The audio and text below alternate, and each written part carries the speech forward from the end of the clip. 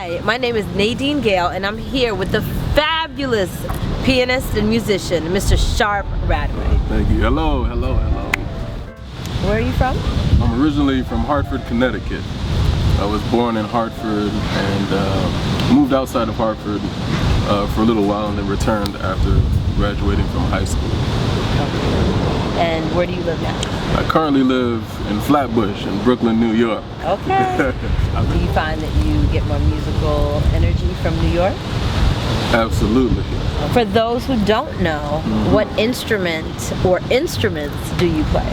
I used to play drums and alto saxophone, but for now I'm just focused on piano and organ in church. You just mentioned that you play the Hammond organ for church.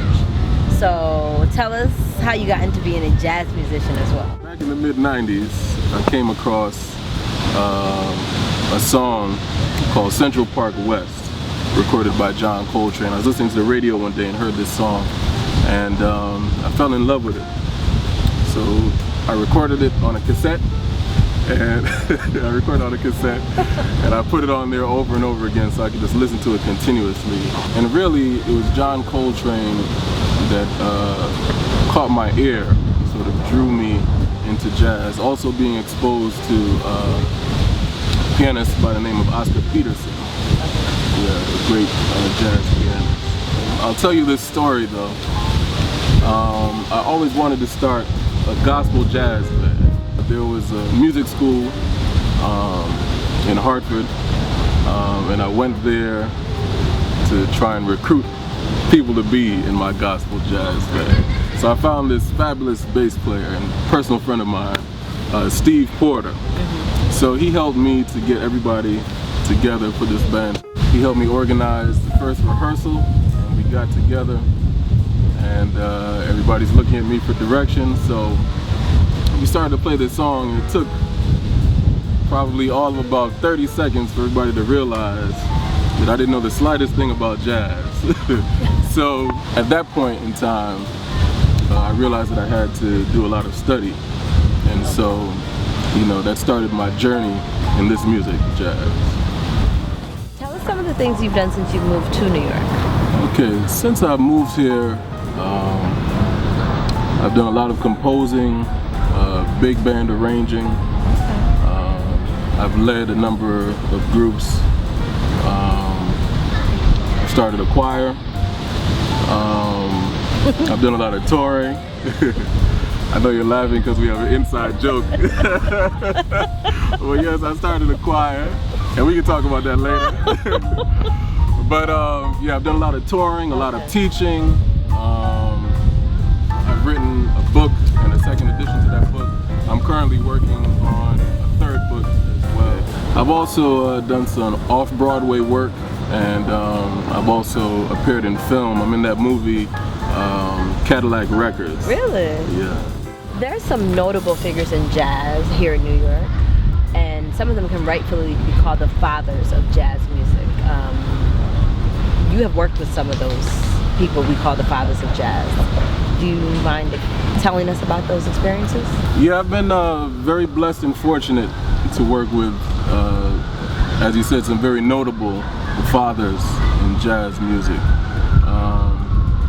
Some of them are Yusef Lateef, Curtis Fuller, Red Holloway, Benny Golson, James Spaulding, Benny Powell is another one, Kiani Zawadi, who introduced the euphonium to jazz. I've done a lot of work with him as well.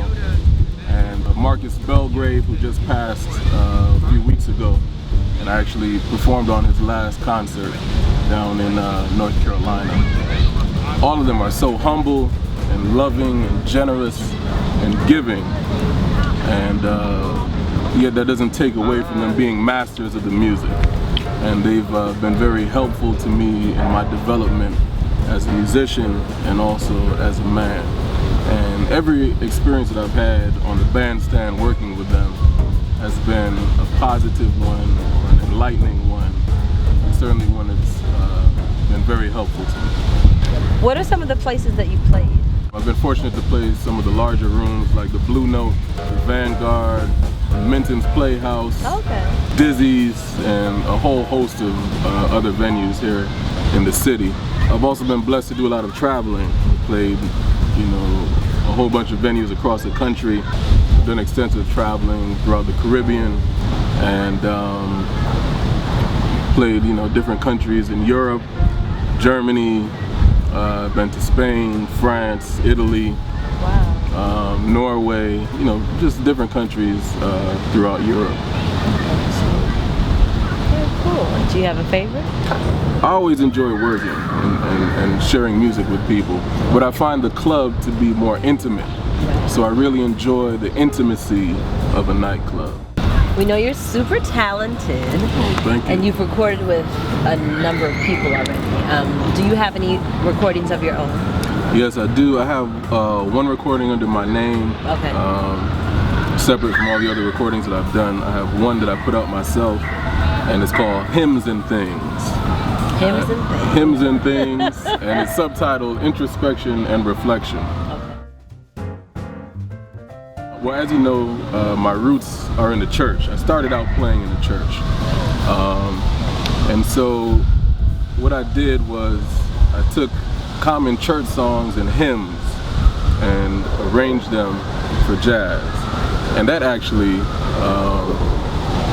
was what I wanted to do when I first got into jazz, but I wasn't knowledgeable enough to play the music. So that would be, if you wanted to say so, it would be my first gospel jazz record. But it is a straight ahead jazz record.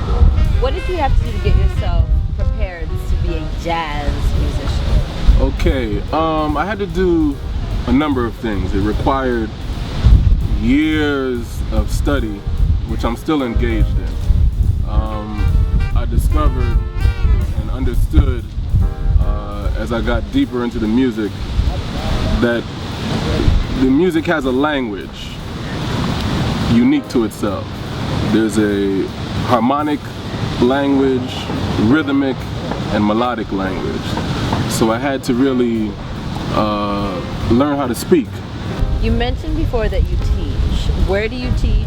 What do you teach? And what are the exact parameters of your teaching? Okay, yeah, that's true. I do teach. I do a lot of private piano instruction. I've taught all ages. The youngest student I think is about 5 years old. The oldest, I would say mid-80s. Okay. I've taught at the university level as well.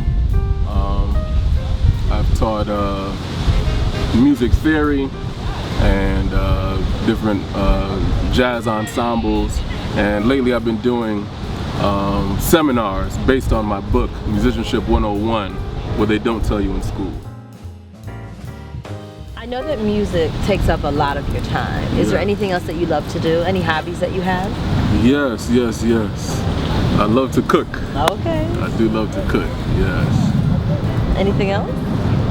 Well, I like to eat what I cook. Okay, we get it. You love food. Okay. I love food. So other than food, what else do you do? Well, this one is well, I write also. Of course, yes. Tell us about that. I am working on a non-music related book as well. And okay, this is also music related. I write a lot of music. Okay. A lot of people don't know, but in my spare time, I just write, and I have over 1,000 tunes that I've composed. Yeah. Wow. So, even though that's music related, it's still sort of a hobby as well. Something that I really love doing, writing. Okay. Yeah. And correct me if I'm wrong, I think you're also an avid reader. Yes, I am. I do like to read a lot. Yeah, what are you reading right now? Right now, I'm currently reading Chancellor Williams' book, The Destruction of Black Civilization. Okay, excellent. Where can we purchase your music? Okay, my music can be purchased at sharpradway.com. Okay. That's S-H-A-R-P. No E. No E. R-A-D-W-A-Y, sharpradway.com. Okay. Or any of the major online music distributors that carry my music as well. Okay, thank you so much. Oh, my pleasure. Thank you.